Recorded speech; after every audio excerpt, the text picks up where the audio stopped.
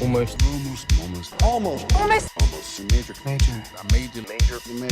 Major. Holy fucking shit, this is major!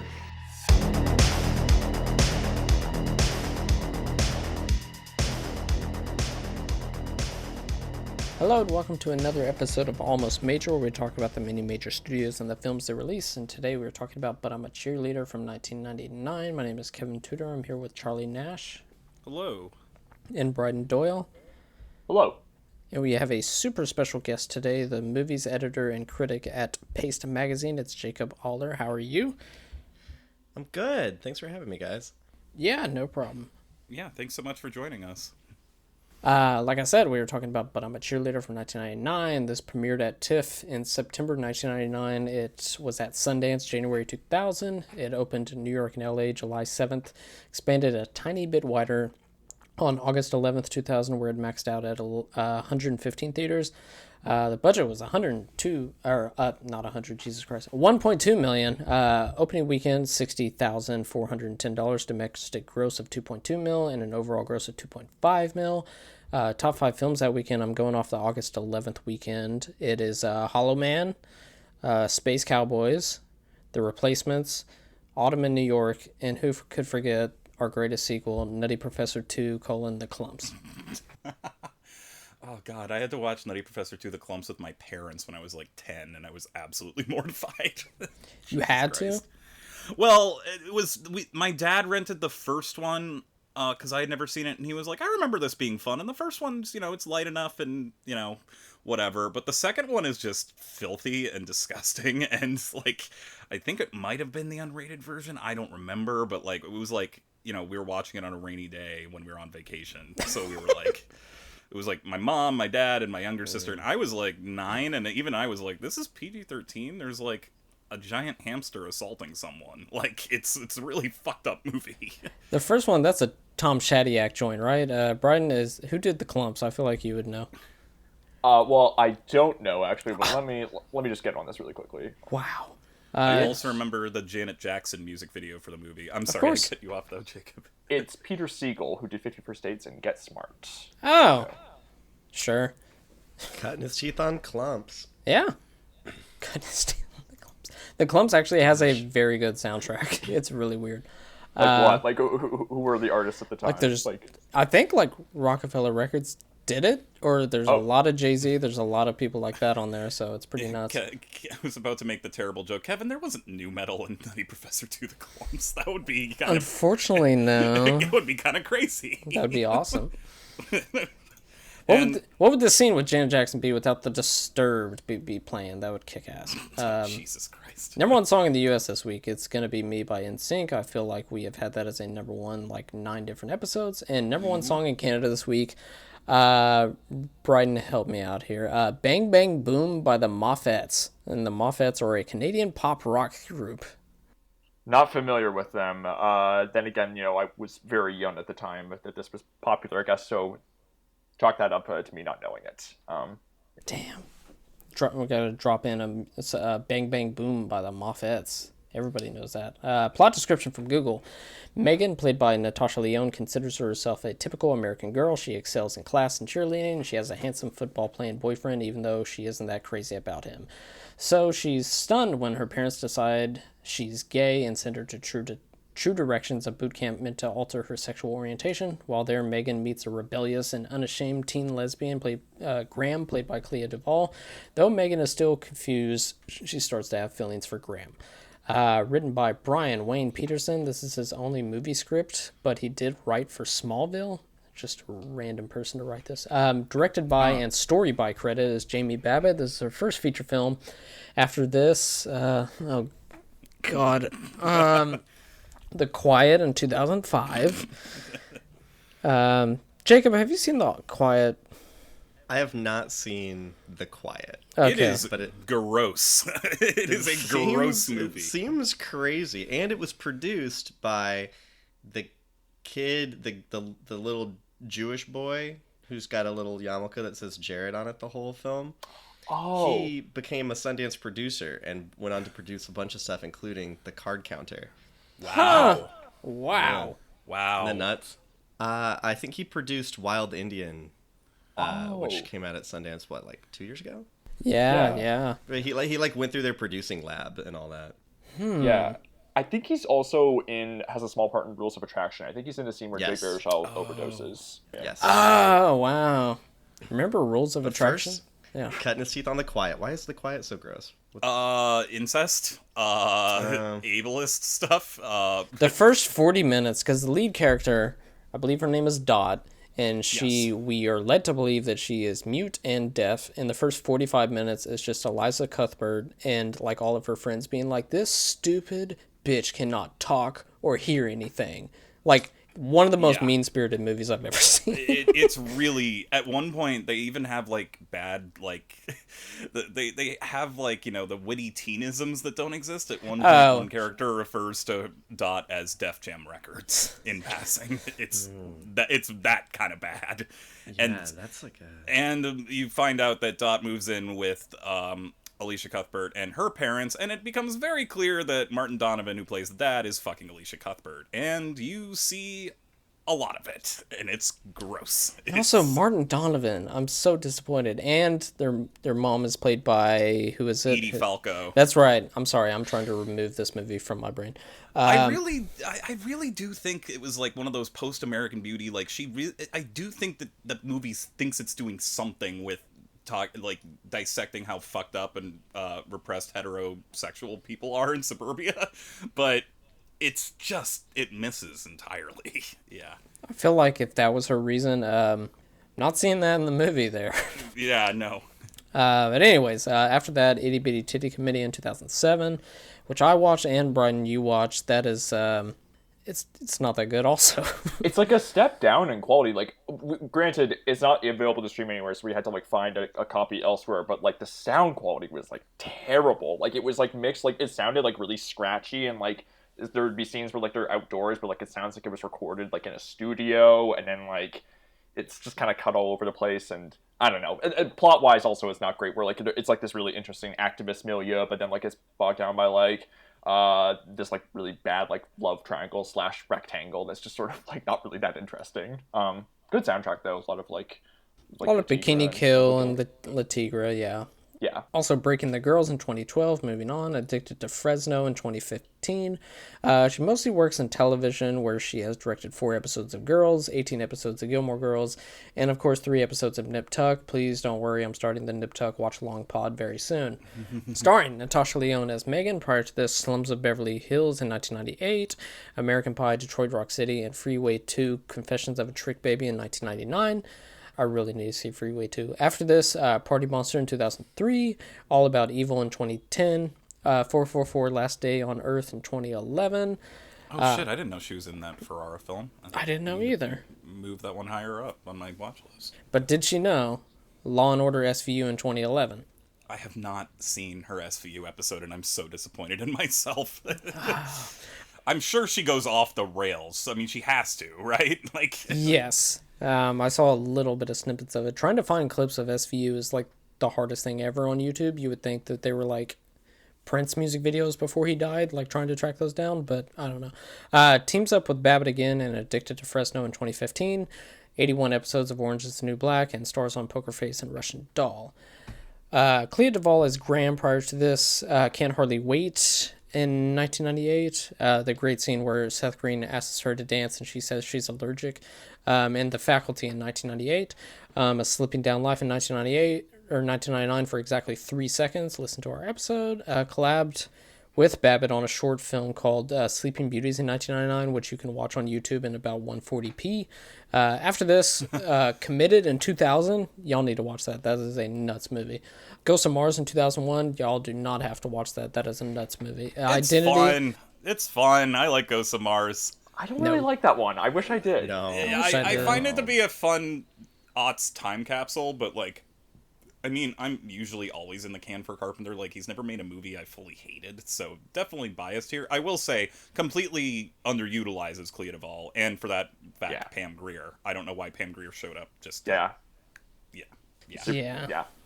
Identity in 2003, our next intermission episode. Zodiac in 2007, and Law & Order SVU in 2008. God damn it! I have not seen. I rewatched The Quiet and I didn't do my SVU homework. What is wrong with me? Rewatching The Quiet. Yeah. I feel like every time somebody watches The Quiet, it just degrades the film. So if we just keep watching it, it'll be unwatchable. Where am I at? It's free on Amazon Prime for anyone who's interested, at least at this time of the recording. Also addicted to Fresno in 2015, 26 episodes of Veep, and directed The Intervention in 2016 and Happiest Season in 2020.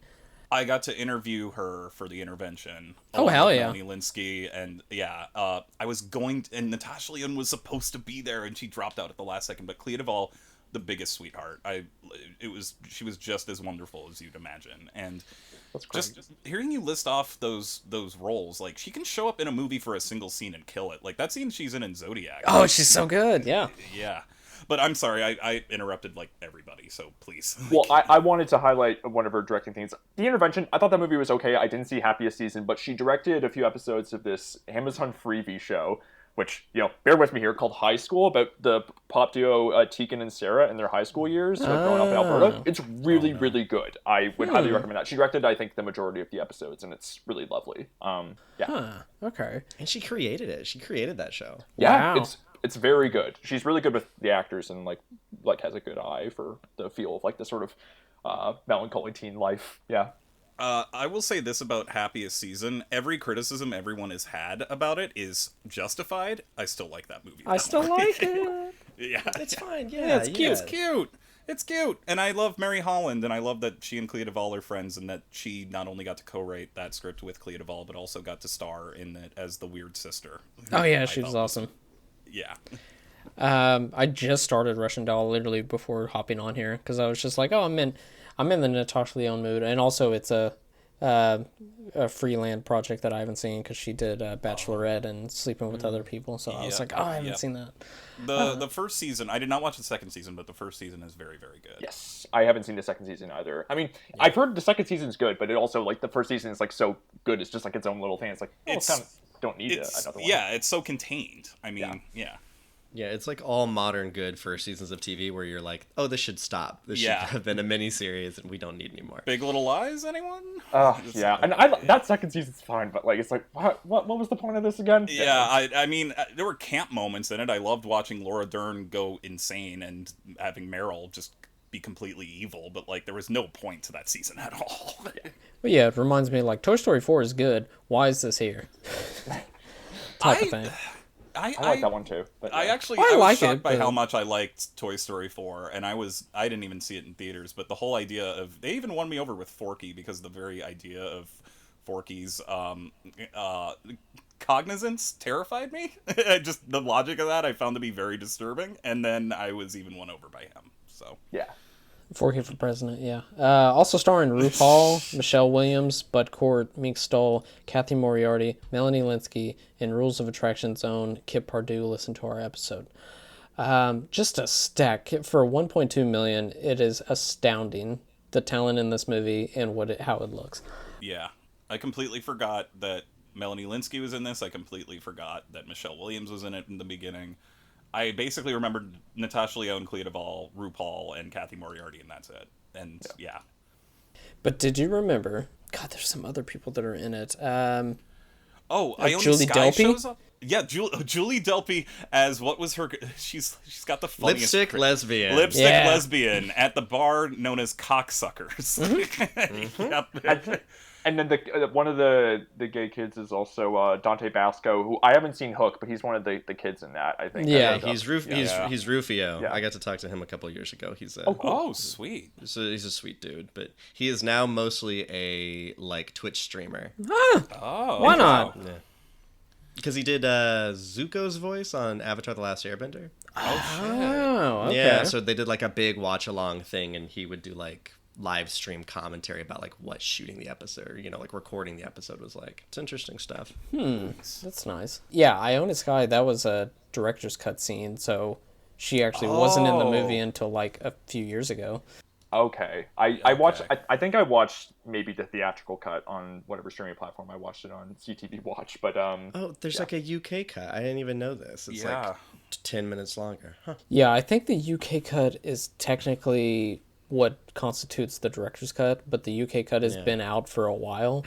I got some trivia about that, but trivia: Babbit and producer Andrea Sperling, who was her girlfriend and eventual wife, secured funding from Michael Burns, vice president of Prudential Insurance, after showing him the script at Sundance. Burns gave the initial budget of $500,000 and doubled it when the film went into production. Babbit, whose mother ran a halfway house, had wanted to make a comedy about rehabilitation. After reading an article about a man who had returned from a therapy camp hating himself, she decided to combine the two ideas. Babbit and Sperling wanted the main character to be a cheerleader because it is, quote, the pinnacle of the American dream and femininity, end quote. She wanted the film to represent the lesbian experience from the femme perspective, contrasting with the several films of his time representing the butch perspective, i.e. Go Fish and The Watermelon Woman. Babbit felt Watermelon Woman's so good. So good. Yeah. Watermelon Woman was incredible, and I love the idea of a white girl watching that and being like, but what about the femmes? I mean, yeah. Babbit felt not qualified to write the script herself and brought in screenwriter and recent USC graduate Brian Wayne Peterson. He had experience with this type of therapy while working at a prison clinic for sex offenders. He said he wanted the film to entertain but also make people angry and talk about the issues it raised. Natasha Lyonne got interested in the role after driving around with Clea Duvall and noticing the script in her back seat. She was not the first choice, though. Another actress wanted to play it but turned down due to her religious belief and idea of her family seeing her on the poster. Rosario Dawson was considered for Megan, but her executive producer persuaded her not to, as she is Hispanic and would not be right for the all-American role. Oh, yeah, That's gross. yeah. That's terrible. Jesus Christ. The day before shooting, Natasha Lyonne had gotten drunk and got tattooed on her back shoulder. Jamie Babbit was very upset because Natasha had to film scenes in a sports brawl during doing cheer routines. Babbit said to her, "How could you do this?" And Natasha responds, "I don't even know what happened." Melanie Linsky was Jamie Babbitt's first choice to play Hillary after the director had seen her in Heavenly Creatures in 1994 and Ever After in 1998. Additionally, Linsky had worked with Natasha Lyonne in Detroit Rock City in 1999. Babbit said that her influences for the look and feel of the movie was John Waters, music video director David LaChapelle, Edward Scissorhands, and Barbie. The film was slapped with the NC-17, which is detailed in the documentary. This film is not yet rated. To get the R, Babbit removed the 2-second shot of Graham's hand sweeping Megan's clothed body, I assume from the sex scene. A camera pan of Megan's body while she is masturbating, and the comment that Megan, quote, ate Graham out. They also had issues with how dark the sex scene was at the time. Babbit said the person from the MPAA said, "Well, the love scene was very dark, and I'm sure there's terrible things happening in the darkness." So she just brightened it and got an R. These cuts, funnily enough, are not included in the director's cut released a few years ago. The scenes added are the videotape that Megan watches when she gets to True Directions with Ione Skye about the quote-unquote horrors of homosexuality, a song the group sings about God being great and also being straight, and a scene before Step 2. She also, in the documentary, mentioned that the same day that she got the NC-17 rating, she went to a movie and got a trailer for American Pie before it, and the American Pie in the trailer implies the pie fucking scene. And she was like, are you fucking kidding me? like that's Which also has Natasha Lyonne, funnily. Yes, that's so funny. Yeah, but the pie, it's a lady pie. Oh, okay. Oh, God. It's fine. It's fine. I don't understand the problem. The version that ran in theaters had the Lionsgate logo and then the Fine Line logo, and then the credit Fine Line Features Presents. This wasn't changed in time as the deal with Fine Line and the film's production company fell through. On the DVD release, the Lionsgate logo appears, and then there's a new credit Lionsgate Film Presents. No mention of Fine Line appears. Thought that was interesting just for us. And then lastly, in 2005, the film was turned into a musical stage show. Fremont Power! Fremont Pride! Go! Fremont! We can't allow you to live an unhealthy lifestyle under our roof. I'm not perverted.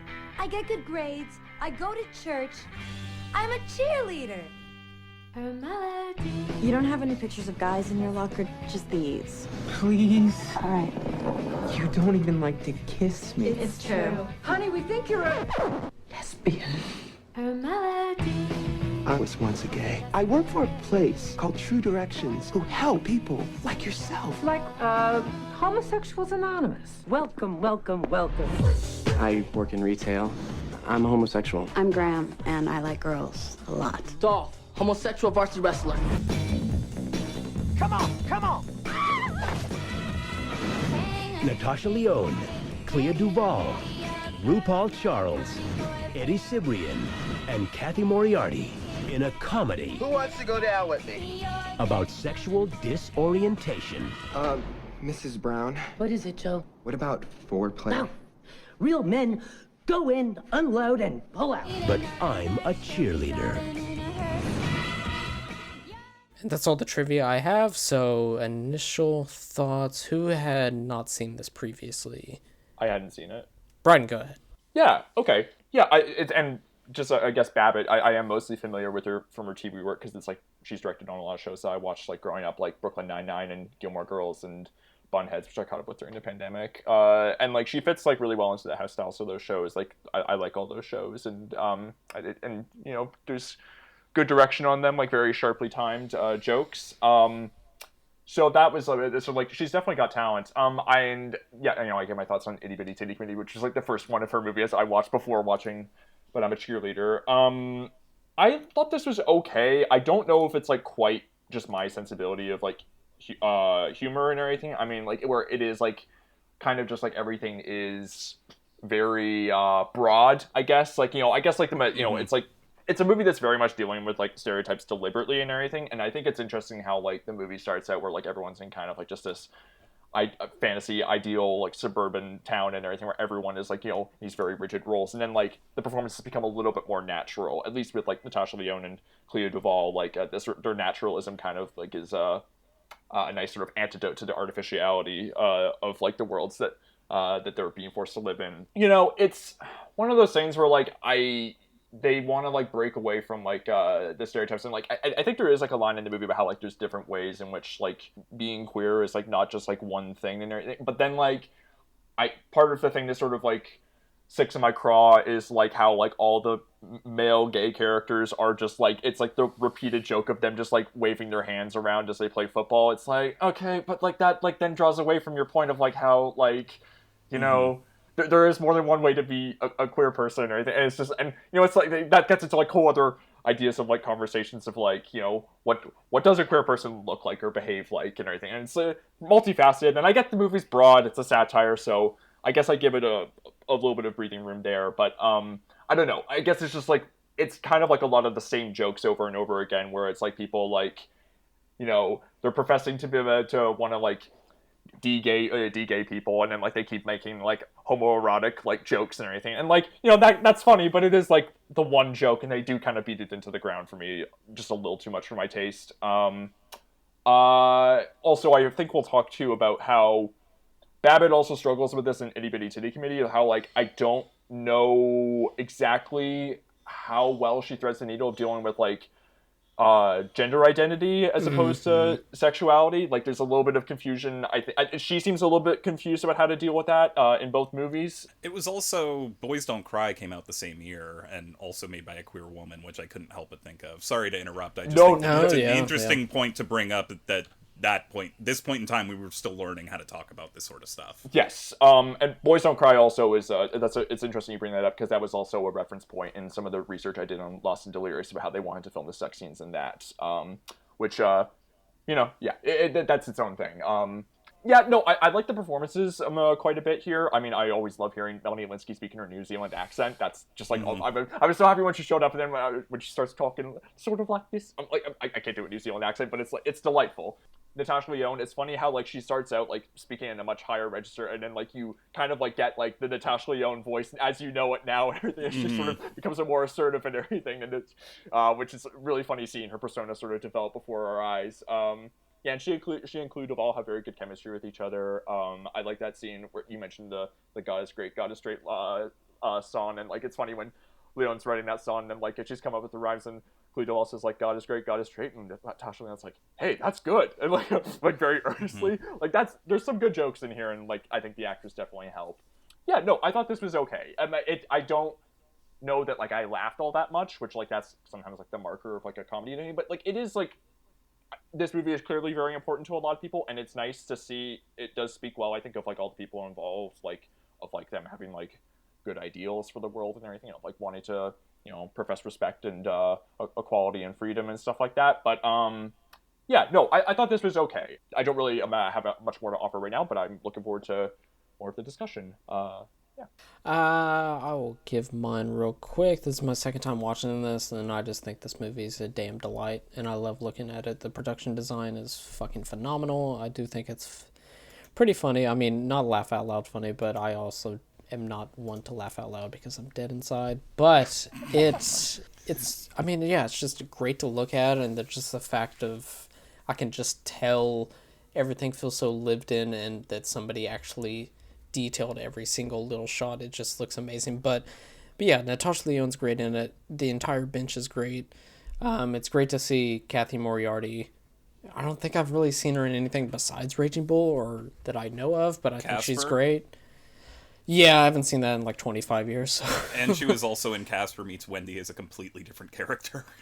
Sure. Which is wild. She plays another villain, I think. She's like, bring her back, put her wig on, nobody will notice. Yeah.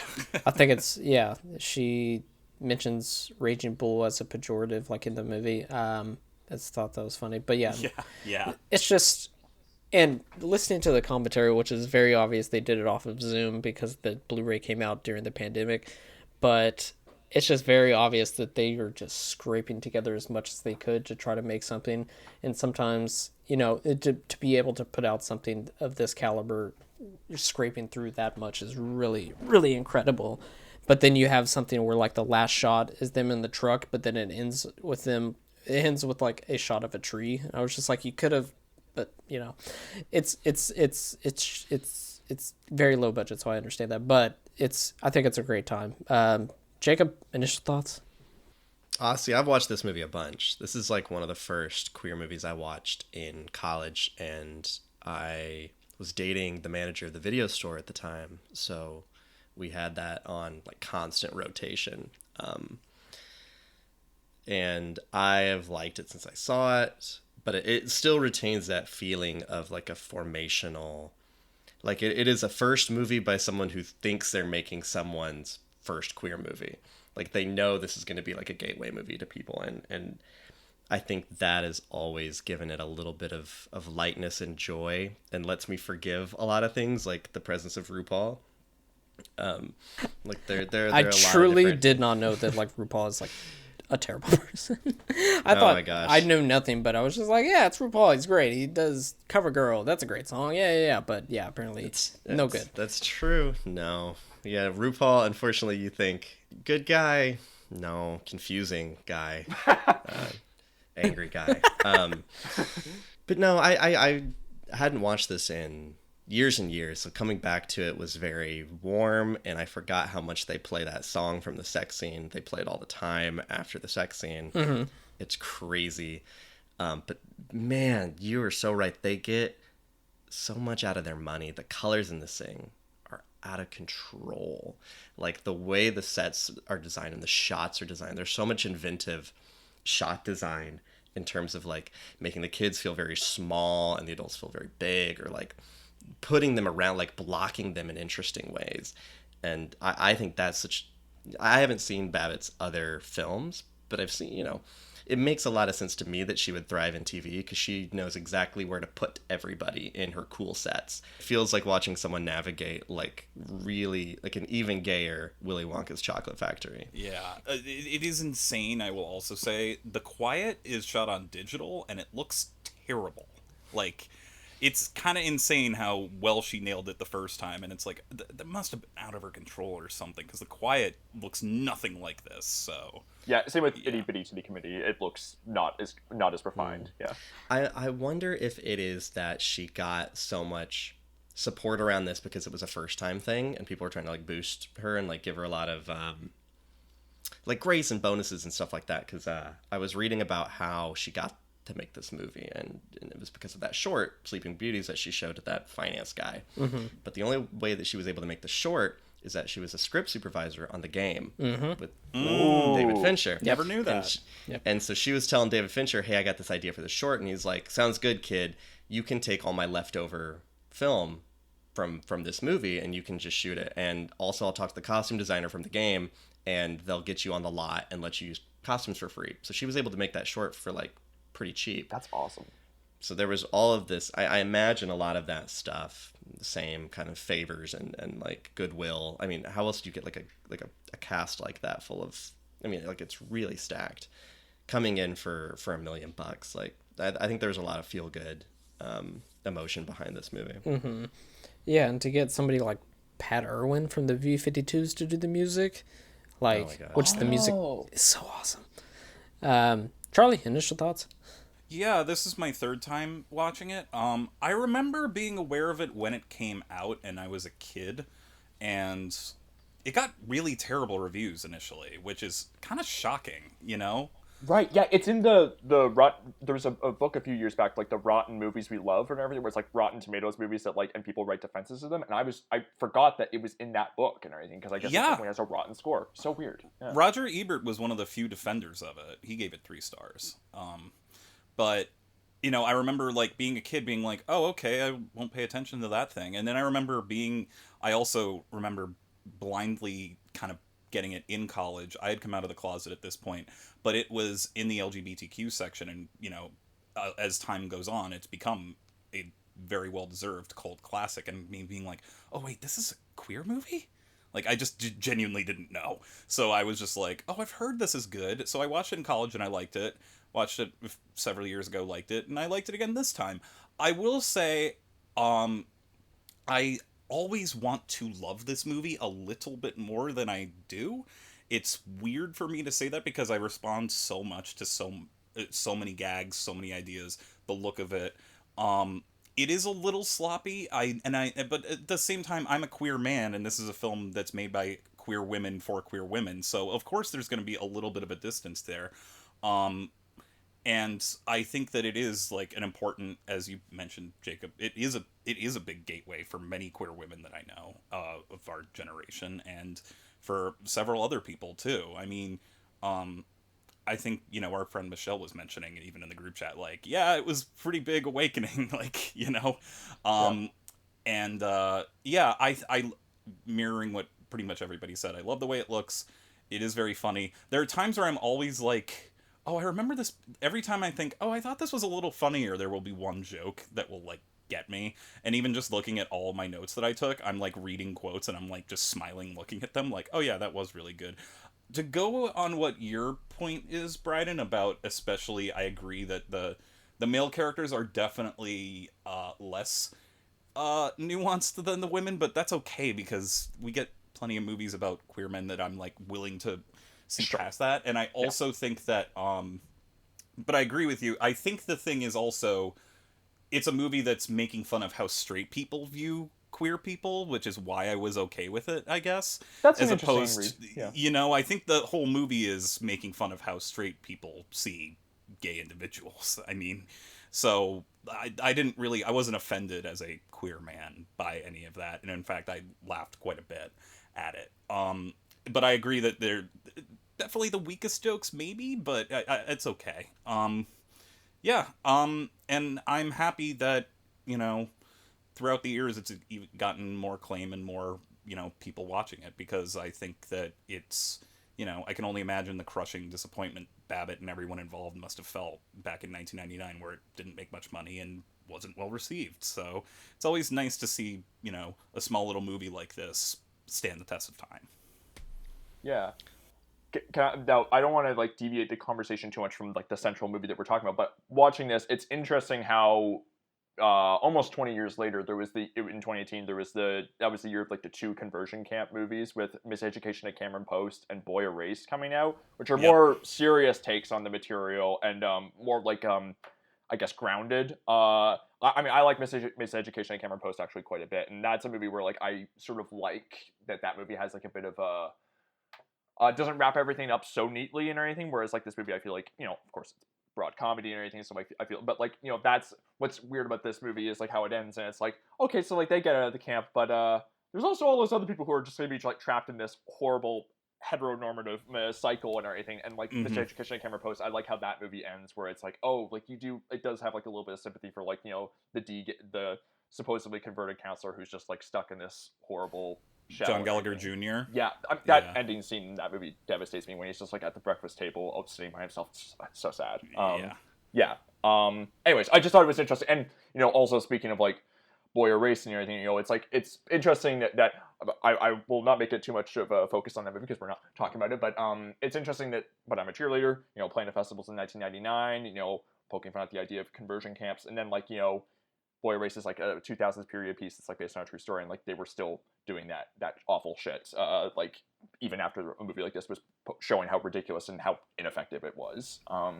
Yeah, it was also clearly made by a straight man, and boy, does it show. Yeah, I hated that fucking movie. It's not perfect. Yeah, it's a lot of problems. I had that movie made me angry. And I love that cast, but good God. Ugh. I always get that movie. Maybe it's just the poster. I get that confused with Ben is Back, which I don't think. Well, they both came out around the same time, and Beautiful Boy on top of that. So yeah, I remember my stack of screeners, my 3 stacks of screeners, where I get like my sad twink trilogy. What happened to you guys? Let me save you. Oh man. Okay, let's get into the plot real quick. 17-year-old Megan Bloomfield is a happy high school senior who loves cheerleading and is dating Jared, a football player. The scene of them making out is just hilarious. However, she does not enjoy kissing Jared, instead preferring to look at her fellow cheerleaders. This, combined with her interests of veganism and Melissa Etheridge, leads her parents, Peter and Nancy, played by Bud Cork and Meek Stoll, and friends to suspect that she is a lesbian. Aided by ex-gay Mike, played by RuPaul, they surprise her with an intervention. She is then sent to True Directions, a 2-month-long conversion therapy camp intended to convert attendees to heterosexuality via a 5-step program which they admit their homosexuality, quote-unquote, rediscover their gender identity by performing stereotypical gender-associated tasks, find the root of their homosexuality, demystify the opposite sex, and simulate heterosexual intercourse. Nut scene. Now, that's interesting that they mentioned it's gender identity and not sexual orientation. It's interesting that the Wikipedia plot synopsis, perhaps the movie, seems to conflate the two. Which they really do, which is like a really, I think, 90s. Oh, thing, yeah. Where you have that gay panic really conflated around the gender roles. Because it was like we have to hold on to something.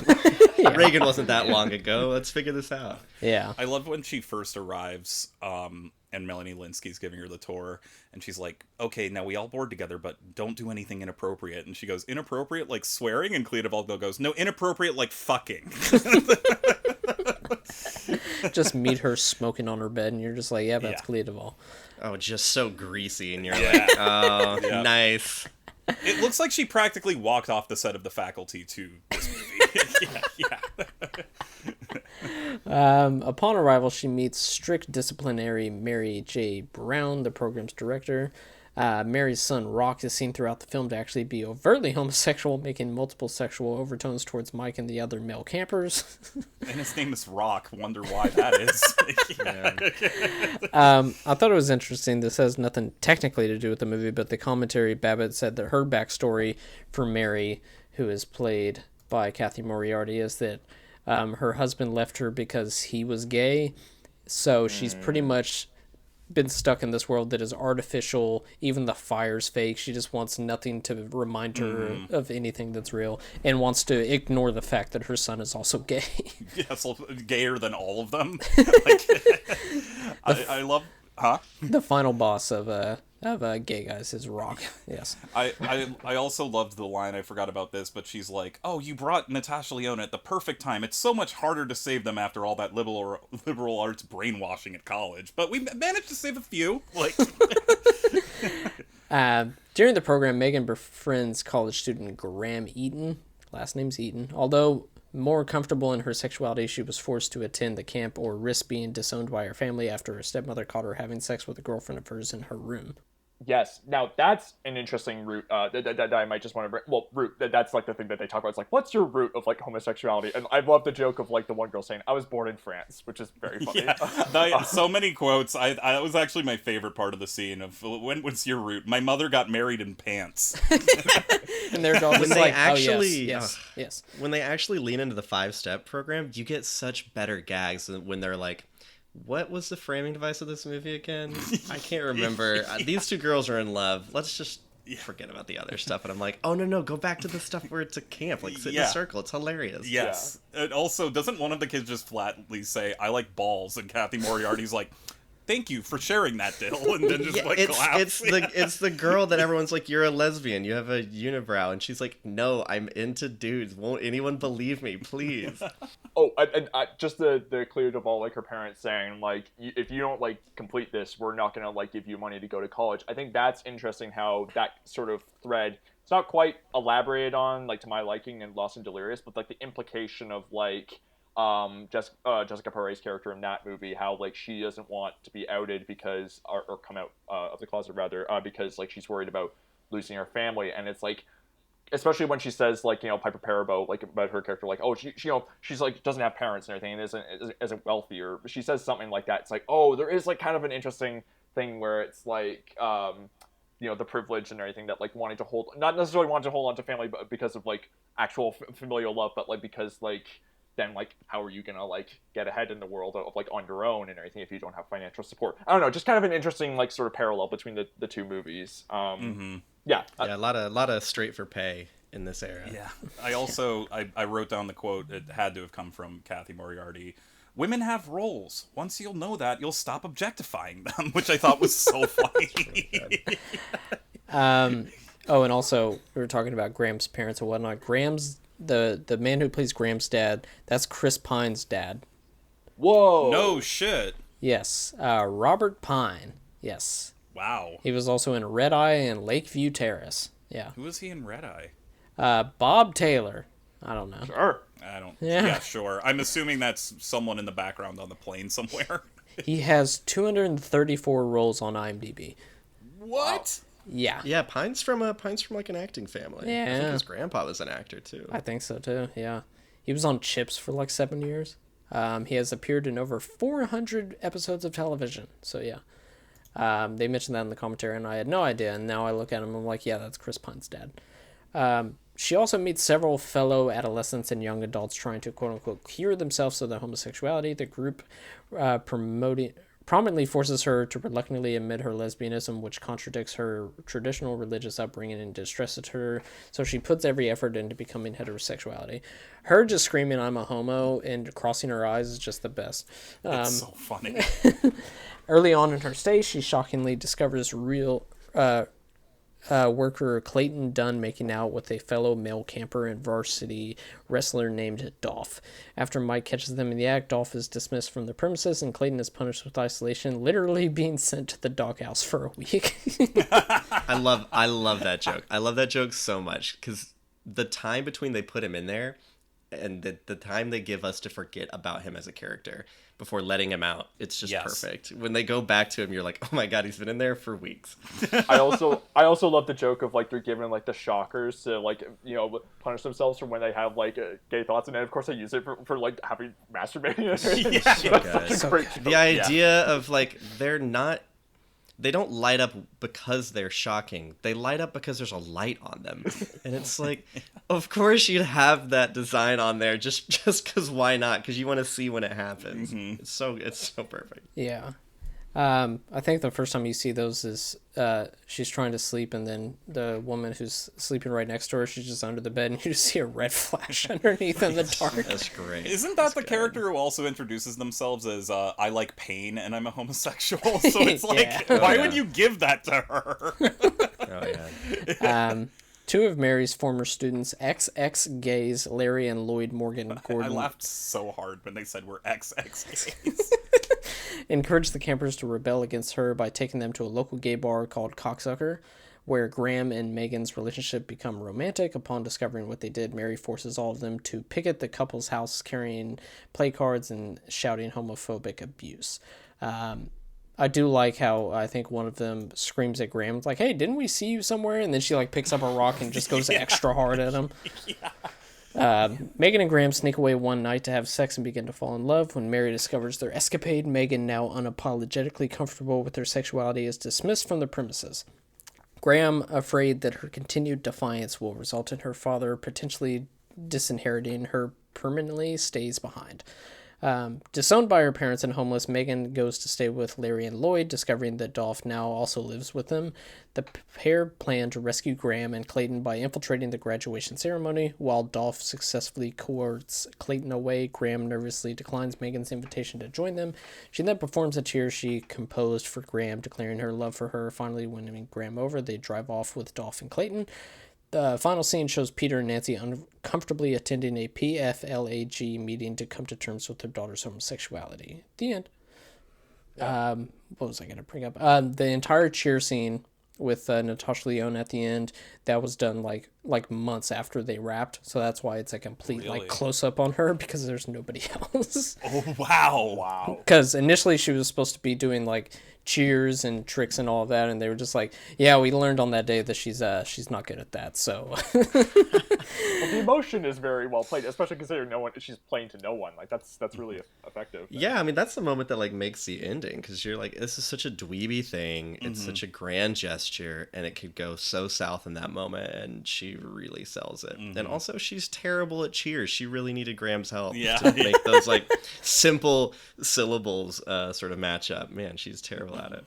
Right, because that goes back to Graham, I believe, saying like that she wishes she could see her cheer, and yeah, she said Babbit said that like she was rewriting the script to try to get to that initial ending while they were filming, but then still had to go back for reshoots and whatnot. One joke that I really liked was involving the girl with the nose ring, Sinead, who, by the way, I looked her up. The actress's name is Catherine Town. She is the daughter of Robert Town, who wrote Chinatown, and among many other movies. Holy shit! Wild. Oh, wow. But I love the joke where, like, I think it's when Graham and Megan come back from the club or whatever, and like they're both like saying goodnight and everything, and then like, you know, Natasha Lyonne is like in the foreground, and then like she turns her head around and like racks focus to like Megan just like glaring at her with like the red light thing in the background, like just so sinister looking. That's a great joke. And also just like among the people named in the closing credits, like as thanks, I think Greg Araki is one of the people named in the credits, but also someone named Ari Gold, not the guy from Entourage played by Jeremy Piven, but just someone else named Ari Gold, which I thought was just funny. The real Ari Gold. Yeah, he is Jamie Babbit and him co-directed a short in '95. Oh, cool. I believe it's called Frog Crossing. I just watched it before we got on. It's nuts, yeah. But yeah, that's Ari Gold. I'm realizing I'm looking over my quotes, and most of them are from Kathy Moriarty, which I wasn't even like thinking about while watching it. But I have a few, which is, now let this show you what determination has yielded. Fruit. And I'm just like, oh god, you have no idea what you're saying. There's one this is actually from Mink Stole, but I love the scene where they, you know, Natasha Lyonne's called into the office, and Bud Court's like, no, we're not mad at you about that field trip to, and Mick Stoll just yells, cocksuckers! Like, just such a John Waters moment of, like, you can tell that she was just waiting for that type of thing. And, yeah, Kevin, you mentioned this. You can run off with Megan and turn into a raging bull dyke, or you can live a normal life. Yeah, and apparently Babbit said that she pulled her aside. It was like, did you put this in because I was in Raging Bull? It was just like, no, that's actually a term that we use. And the scene where where she is they're trying to teach the kids how to have straight sex. I laughed really hard with Kathy Moriarty when one of the kids is like, hey, what about foreplay? And she goes, foreplay is for sissies. Real men go in, unload, and pull out. I just thought that was so... Just ram it in. Yeah. I love those costumes. Those costumes are so funny. It's like Adam and Eve skin suits. Yeah. God. And the fact that it's her son, like, doing it, and she keeps being so, like, explicit, and he's like, Mom, please! Like, she's, like, coaching him through it. Yeah. And then, like, Melanie Linsky, while she's, like, watching, she's, like, cocking her head at, like, some of the female participants, which is a good bit of performance. Melanie Linsky doesn't get a lot of lines, but she gets a lot of good reaction shots. Yes. She's so good, yeah. Did any of you... I forgot that she was in Ever After until, like, a week ago, but this is off topic, but did any of you see the Drew Barrymore clip where Drew Barrymore had her Ever After, like, costume on? With the wings. And also Melanie Linsky, and I'm forgetting who the other sister was, and then they just talked in costume for, like, half an hour. Drew Barrymore has a show as if it's, like, the end number from... all that jazz where she's like, I'm gonna die and I'm gonna put on a show that is my mind on display. She seems like the nice version of Tyra Banks or Wendy Williams to me. I've been watching her show on Pluto TV. It is nuts, but it is 1000% her, and it's just a delight to have on. Yeah, that interview, that same episode, I think, where she's talking with Melanie Linsky and Jason Ritter is it's really lovely. Yeah. Yeah, it's very touching. Yeah. The other thing I was gonna say was, it's funny, like Kathy Moriarty, like one of her distinctive traits as an actress is like just like how raspy her voice is, and it's funny that like Natasha Lyonne is in this, and it's like 20 years later, basically has the same like distinctive like cool voice that Moriarty has. I mean, I love both their voices. It's what makes them interesting. Part of what makes them interesting to me as actors, but it's just funny. It's like Lyonne is like just on her way there to getting that voice that I love. The Queens of the Rasp. Yes. Mm-hmm. You really hear it coming out when she does the "I'm a homo" scene. Oh yeah, you hear both the accent and the just like the timbre of the voice all come out at the same time. Where it's like she stops trying to put on this like prissy little voice that likes making out with the football player, and she's like, "I'm a homo." It's so funny. Just sounding straight up like Jared Leto from Requiem for a Dream. Do we have any other final thoughts? One thing that was funny, Charlie, I think before I watched the movie, you pointed out that like that the song that is in the opening credits is "Chick Habit" by April March. April March, which is then used in Death Proof very famously, which is awesome. And then the other song that plays is like "Funnel of Love," which I was like hearing it because like it's in a faster tempo, and I was like, why do I know this song? It sounds so familiar. And then I realized it was covered by "Only Lovers Left Alive" by Jim Jarmusch. It's the song that plays in the opening sort of spinning shot of them like lying down. Yeah. Anyways, I'm just like, I was thinking, why does that song sound so familiar? It's like, anyways, funny little thing there. Yeah. My last thing is the great production design, the phenomenal production design was done by Rachel Kammerman, who was also the production designer on National Lampoon's Van Wilder. Right, Kevin told us about that in our group chat. I forgot to bring. Oh my goodness! Yeah, literally the next thing. Yeah, we're just gonna eventually cover all the stuff she's costume designed. I wish Van Wilder was color coded. What a phenomenal movie that would have been. Oh my goodness! But then she did. I think she did do production design for like 3 seasons of Gilmore Girls, which that tracks. Yeah, but yeah, Van Wilder. Yeah, she must have been like, look, I got $5 working on "But I'm a Cheerleader." I'll do your fucking Van Wilder movie. Yeah. You want me to make what out of dog semen? What? Okay, all right. Yeah, I'll make that. back to my lab where I just made everything out of polyurethane.